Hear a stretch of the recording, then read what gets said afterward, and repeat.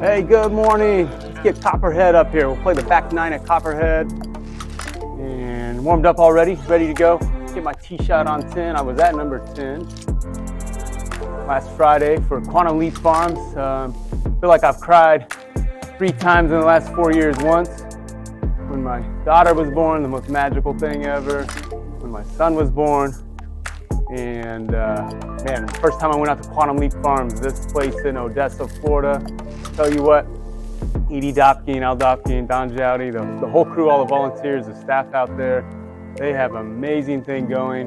Reminds me of why I got into physical therapy. One, you want to help people.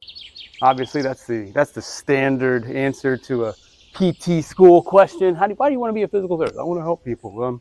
Of course we do, but working with country club golfers all day has a lot of perks.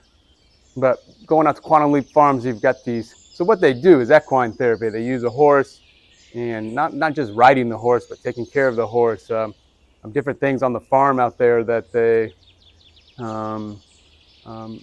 have children, veterans, people with trauma, people with substance abuse disorder do to have some purpose and connect. Connection is one of the biggest things when it comes to mental health. And of course, I'm a physical therapist. We work on the physical aspect, but you got to have body and mind.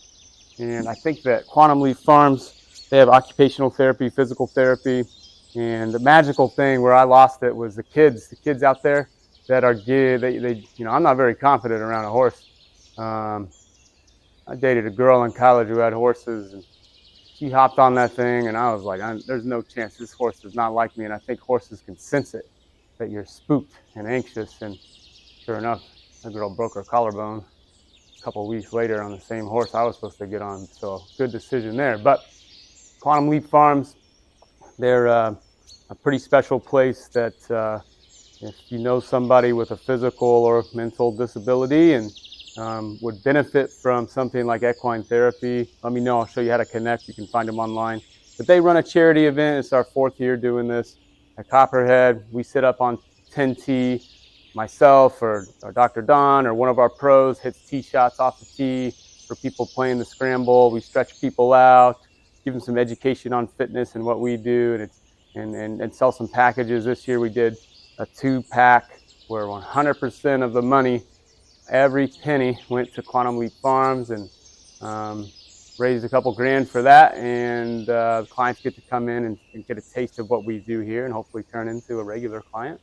But Quantum Leap Farms, great place. We're on Copperhead at 10, and I just thought it'd be fitting to talk about a couple things and play the back nine at Copperhead. Let's hit a shot. I hit this shot probably 10 times last Friday, and the first time I hit it over into 9, the old pole hook. So let's try not to do that.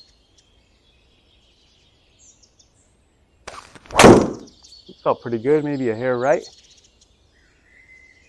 1:15, early in the morning, 6 a.m. Got a bunch of people coming in. Can't complain there. Of course, Carter Dill, the pro that we had out there, lefty, 19 years old, got his PGA Tour Canada card at 18, amazing. He was hitting them out there, and I just sat back and watched. There was like 19 out of 20, just bombs, 310 to 320 carry. And he had like 60 yards left. Everybody's saying, we had about 60 yards left to the same pin that you see here. And so I have 134. Now, Carter, we were playing what would be like the senior tees. And so maybe, just maybe, I'm playing the back tees right now. I got you on that. Pitching wedge with a back pin. I don't have to hit this hard at all, but it's early in the morning. A little punch draw would be ideal. And my Yankee Doodle. All right. Up and down. So 3 topics. Kind of want to talk about. One of them is speed training. There's lots of devices out there. We have 2 different devices that we recommend depending on the client. And those devices have different purposes or different ways to achieve speed in a sense. And then they have the same way to achieve speed. And that's the stack system, which I use. and speed sticks, which I used for about 3 years and love and still go back to from time to time.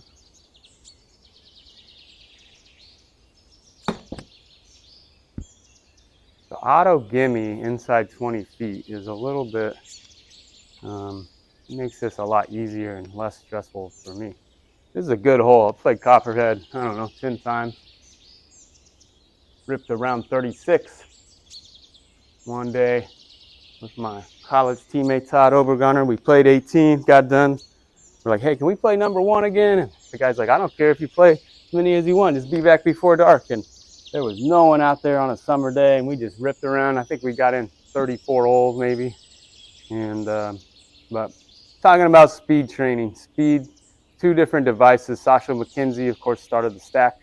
Speed sticks there have been a great partner for us. Most of the time, that's what we're getting people in is speed sticks when we get someone in a speed training, and I'll tell you why in a second. Boy, I hit that one, 303 carry. I'm inspired by the young man. Oh no, shouldn't have aimed it left. So that's a really tight fairway up there. And you really end up on the right half of the fairway. I thought I was gonna hit the Healy cut, but hit it straight. Punch it out there, nothing fancy. Please get through. Get on that path. That was really heavy, by the way. Got 157, back center pin. About a full 9-iron out of the rough, or a punchy 8. Smart play would be the punchy 8 that lands about 145 with a jur. So here's what, if you're thinking about speed training, a couple prerequisites. Now, you can start right away and you'll probably get faster, or you can do things the right way. And the right way would be not having a big pain problem. If you got a lot of low back pain, you got a rotator cuff tear, you got shoulder problems, you got to come get some physical therapy from someone to get out of pain, or have it less acute or subacute, because speed training tends to wake up injuries. It's aggressive, it's fast, and you got to get out of pain. Second, prerequisite mobility. Probably want to have at least 40, 45 degrees of thoracic spine mobility. And then good hip mobility both directions. I'll define what good is another time, or if you pop in. So pretty good hip mobility, pretty good spine mobility. That'd be your second prerequisite outside of being out of pain or in an injury situation. And then your third would be on a strength plan. If you're not doing anything in the gym and you just pick up speed sticks and start ripping through, the risk for injury might be there. It's basically an exercise, speed sticks, and if you're not a regular exerciser and you just start ripping them, there's a chance you're going to be pretty sore or flare something up, because speed sticks can turn into an overuse injury in a sense. And it's like, the volume of swings is not as high as you'd think, but it's still enough to kind of trigger something. And so, I like to say, hey, let's get in twice a week workouts for 6 to 8 weeks, and you got the mobility, you got a good foundation of some strength now in your upper body, core, and lower body, then we can explore speed training. And so, and it works there. People get faster on either device, the Stack or speed sticks, but those are the prerequisites for that component of it. Everyone wants to see me hit this shot, I bet. You're just dying to see if I don't cook one again. I pulled it a hair, but it might get away with it. Could be a birdie. Just kept my mouth shut and acted like I knew that's what I was doing. You thought, man, this one's a little tricky. Let's see what it is to the end. I think you can usually hit 4 or 5 iron here. 247 from the back tee. I think you flared it. 230. 4 irons, a little iffy. It's only 175. If you hit a 200-yard shot, 175 left with a middle pin. Let's hit a hard 5 iron, which would be like 210. Maybe it'll chase. Wintertime Florida, the ball will chase. Summertime, not so much. Like a low hook. 203 carry and a little too far left. Nope. Perfect. Gonna have 8 iron left. So speed sticks, you got your prerequisites to get in there, and 65 hole, this would be like a full 8 iron, or 70 is about a full 8 iron, 6 feet uphill, so just hit kind of a full 8 iron and see what happens. But people, I get this question more and more, what should I do? And almost always, if someone's coming in person regularly, get them going on speed sticks to see if they get a little jump in speed. I can control the reps with speed sticks. You know, they have great protocols online, but I can almost just be like, all right, you're coming out 6 months ago, had a lumbar discectomy, you've rehabbed, you've worked hard, you're playing golf all the time, and now you're ready to pick up the speed. Everything's healed and strong and mobile. So we might just start with like the lightest speed stick and the next one and do like a practice run of some speed training, so that, you know, we might say like 5 to 10 reps, ramp it up yellow, 5 to 10 reps, ramp it up green, and then go back to yellow and then hit some hard drivers and just see how someone reacts over 48 hours with whatever injury or thing they're coming out of. And we can control reps and sets with speed sticks. It's almost like exercise prescription, and that's the art of physical therapy and personal training, is finding the right dosage of things. And on the contrary, the stack uses this proprietary app that Sasho came up with, an algorithm or AI, whatever you want to call it, that kind of takes you through a plan and predicts or makes recommendations based on how you previously did, based on your health questionnaire answers. Really intuitive in a lot of ways, in that it ties in how you feel and it looks at your speed numbers and then kind of takes you through this algorithm into what you do. But there's no control by an independent clinician to say, hey, 6 months ago you had back surgery and you bought the stack. You know, good luck, be careful.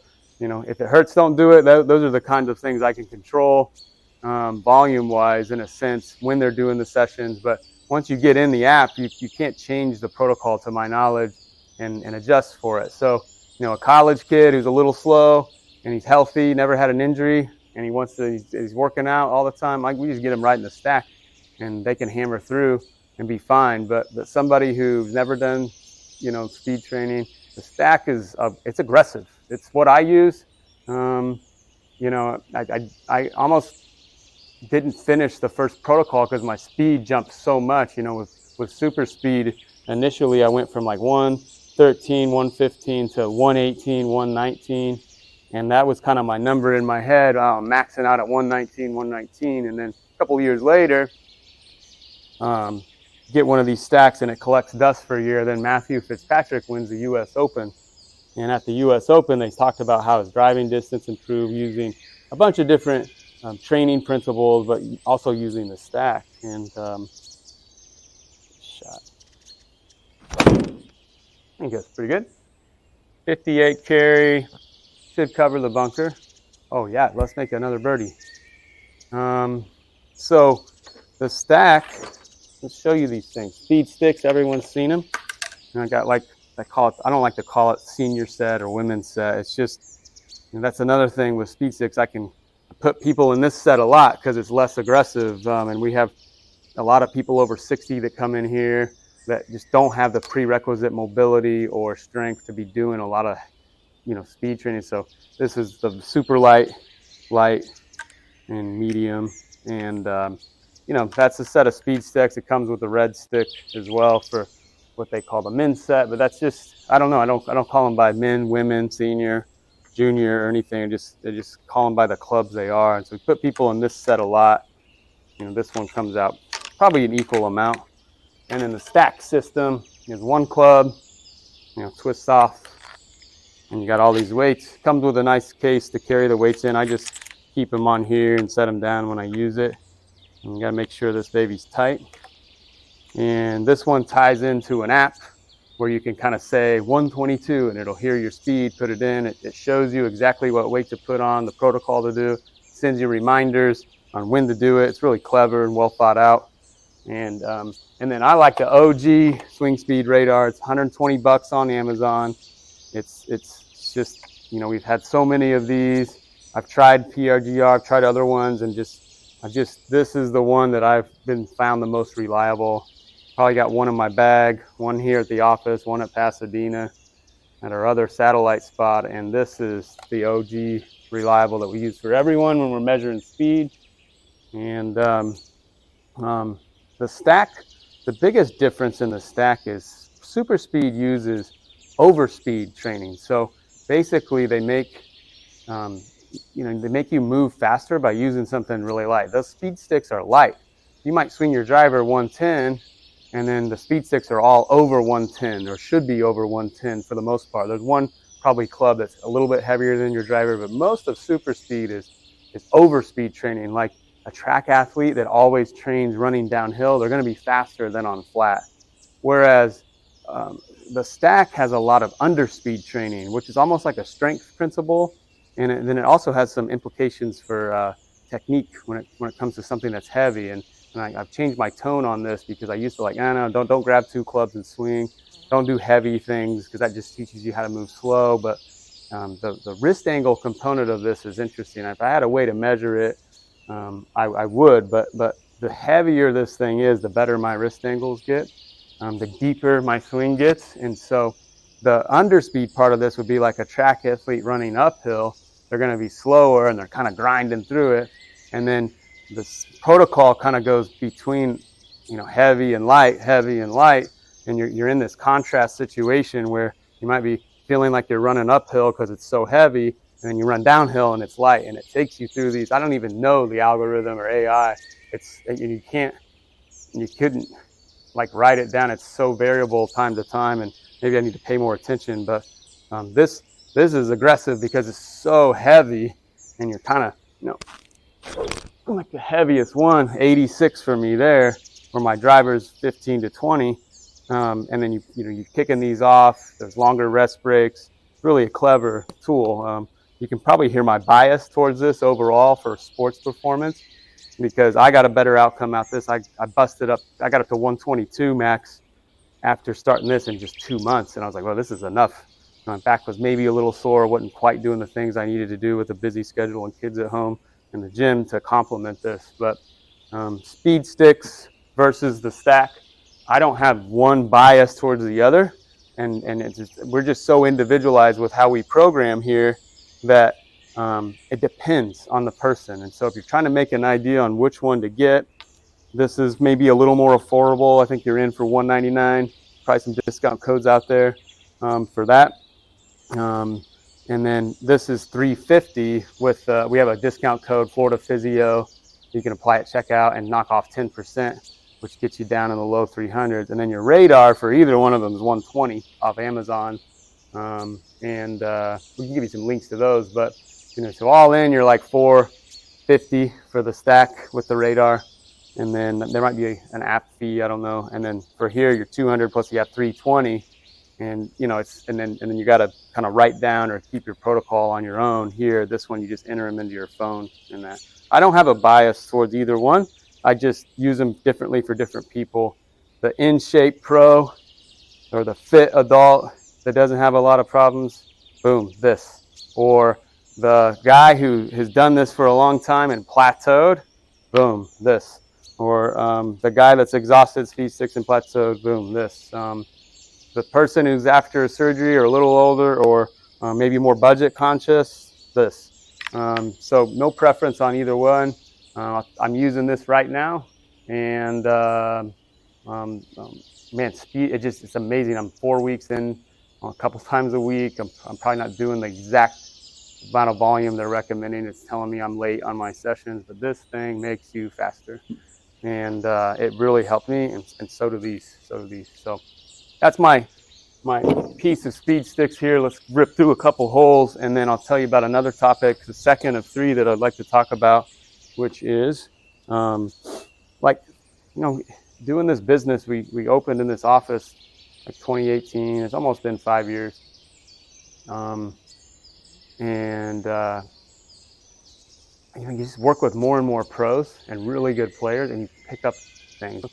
My dad was a golf pro, run around Vermilion Hills Country Club in Danville at 10 years old all the time. And you just learn things from good players, like back in your stance bumps, how to hit out of a plugged bunker and things. And being in Florida around really elite players, a couple major champions, and like Korn Ferry guys and Latin America guys, you pick up things. You pick up things, and I'm going to talk about a few of those things I've picked up that I never really.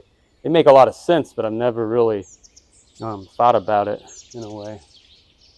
182 hole. Got to hit this pretty hard, I think. Could be a hair right. Oh boy. 2 under. Talking too much, as always. Same thing happens on the golf course. Talk too much, lose focus, and do that 74 yards out of the rough.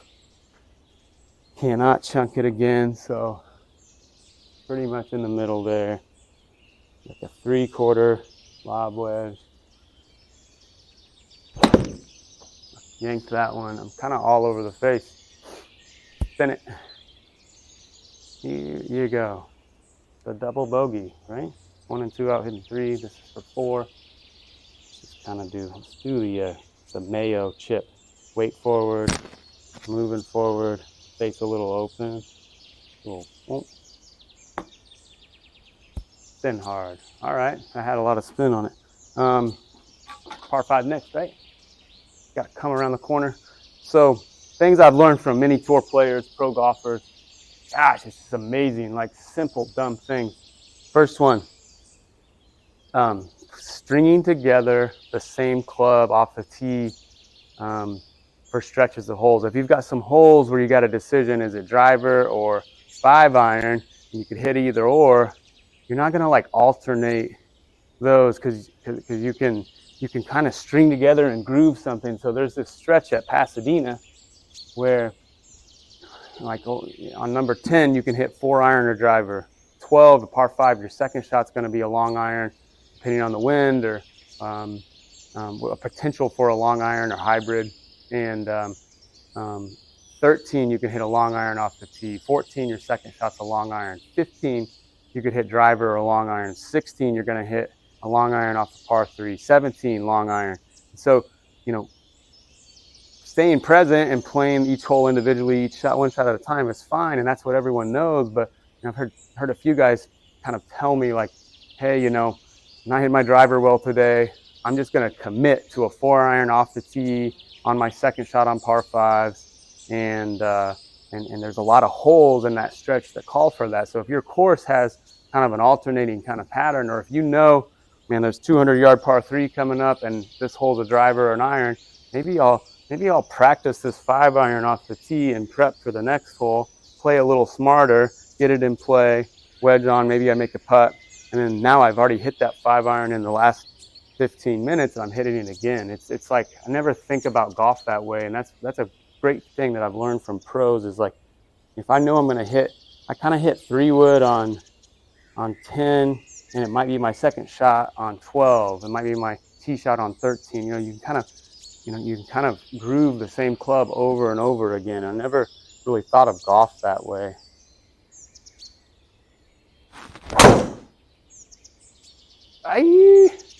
Gonna have a chance. That's my best way to turn it over. Hit it off the toe. Oh yeah, definitely gonna have a chance. 260. Big high 3-wood. This is the hole where JT almost killed a guy and then got it up and down. Kind of cut one off that.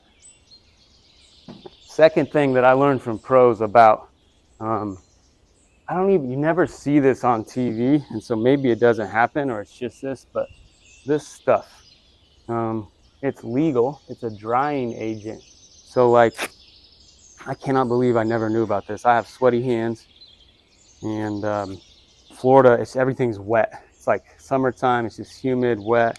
You're like changing gloves every couple holes, everything's wet. And this stuff is just basically a drying agent. It's got maybe like alcohol in it. You rub it on like a little dime size, and you kind of LeBron James it, and it dries your hands out for 4 or 5 holes. And I'm thinking, this can't be legal. You guys are using this, it can't be legal. So I emailed both the FSGA, Kyle Diagov, and USGA official, Sarah Haas, the famous Sarah Haas from Crab Orchard Golf Club, Carterville, one of the most instrumental people to me in my life, in that she got me a job at Crab Orchard after I was shadowing her as a student in her PE class when I was at SIU. And then that job at Crab Orchard kind of springboarded my ability to walk on the golf team, made some great friends. It probably is one of the people who was like a key piece to everything we got going on here. And so Sarah, appreciate it. Emailed her, I'm like, hey, is this stuff legal? Can I use this? And she sends me back right out of the USGA book that this, you can use a drying agent. Now, pine tar, that's different. That's a stickum type thing. I don't think you can use a substance that makes you stick better, but you can use something that would dry your hands. And this stuff off Amazon is not really, it comes in a 2-pack for like 15 or 20 bucks. And it just, you know, it's just basic. It feels like almost like powder, like chalk in a way. But it's just, you know, it makes your hands dry. And that's another tip I've learned from a Corn Ferry guy or a pro. Hey, man, put this stuff in your bag, throw it on. You almost feel like you don't even need a glove with it. It has to be good. Oh, it's too far right. Man, it felt too good. That's okay. Easy up and down, I think. And we're on 14, about to hit Snake Pit. Another tip from a pro is this, you know, when I first moved to Florida, the bounce, getting the bounce involved, get your hands behind it and use the bounce. But most guys are hands ahead, face a little open, down on top of it. That might be too hard. Spin it. All right, made back that birdie problem there. 206 down the hill. Let's hit. See if the 6-iron will get there. Feeling feisty. Other things from pros that seem to make a lot of sense and stuff. The driver thing, you know, I'm like a clubhead speed guy, hit it far. And you get kind of lost in distance with driver. Like what? I've bought so many drivers or tried some from the fitters and tested them on this to try to get the max distance. You come out and you're like, man, that's 303. That's the longest driver I've ever had. Average carry. It spins at 1900. And you think it's like, this is it. This is the best driver I could ever have. But 1900 spin, hard to keep in play. And so a lot of these guys, Carter was one of them we were talking about this week. His driver, he has a driver that he spins at 2000, 2500. That's a bomber.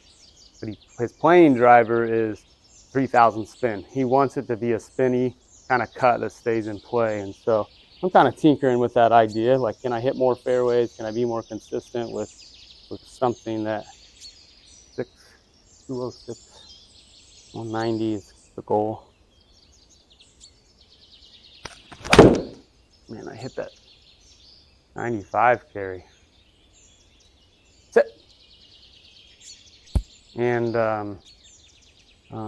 anyway, I think that those are some good things to think about. Some drying agent, stringing together the same club in a row, having a. If you're a distance guy, you hit it far. Don't go to, Club Champion or Pure Science or Q6 looking for the longest distance. You could look for the longest distance, subtract the accuracy. So over 50 balls, you're 290, and your accuracy is 50 yards offline. That'd be 240. But if you had the 280 and your accuracy is 20 yards offline, that's 260. So you go for that club.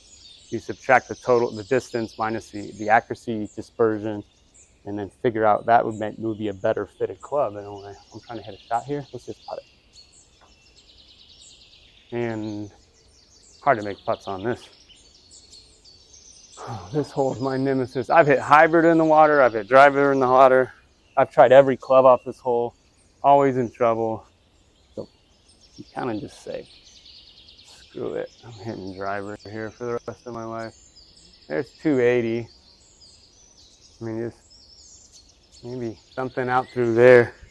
If it cuts barely, great. If not, it's in the trees. I almost feel like a 5 here and run. I've tried 4-iron down there, and it's just, I don't know what to do, honestly. Just not make a double bogey is the goal. That's probably too far right. Cover. Oh man, I got so lucky. Glad I get driver. Gonna have 9-iron to a back green. Let's hit pitching wedge. Just because I grabbed it, I'm trying to speed through. Last things, tips from pros. I think last time Brittany Linscomb and I played together, she's like, you can see this. This is the fringe, this is the green. She's like right here, where 100 out of 100 people would putt it. And she's got like a lob wedge out, and it's like a bump shot almost, it should be, and she should be putting it. She chips it to like here every time. And I'm, what are you doing? Why do you do that? I need to practice my chipping. You know, it's a fun, casual game. We're playing for money. Didn't seem too concerned about that part of it. The chipping, you know, the percentage shot is putting, but she's practicing her chipping. That's where Fielding and I are chopped liver. Hit that pretty good. 41 carry. Get a big bounce, maybe you make a birdie. And golf gods got me for committing to my shot off the tee. 216 up the hill is such a great hole. Third thing I was going to talk about was accountability. A client has been coming in early Monday, Wednesdays, and I were talking, and he's going to buy some equipment for home. He's like, I don't know if I'm going to buy it because I don't even know if I'll do it. I need someone to keep me accountable. And the coolest thing I started last year was accountability groups. And it's essentially just a text message thread where you got 5 or 6 guys with similar golf games, similar goals, similar times in their life. And each week you got to screenshot the workout you did through our app or through your Apple Watch and send it. And you got to log 2 of them. And it's got to meet some prerequisites, 45 minutes or more, this many calories or whatever you guys decide in the accountability group. And if you're in the group and you don't send 2 per week, 2 of the tougher workouts per week, you got to do 50 burpees on camera and send it to the rest of the group, or you can Venmo everyone $20. So your choice. And it kind of creates the thing about it. It creates the connection, like that CrossFit does almost, where you're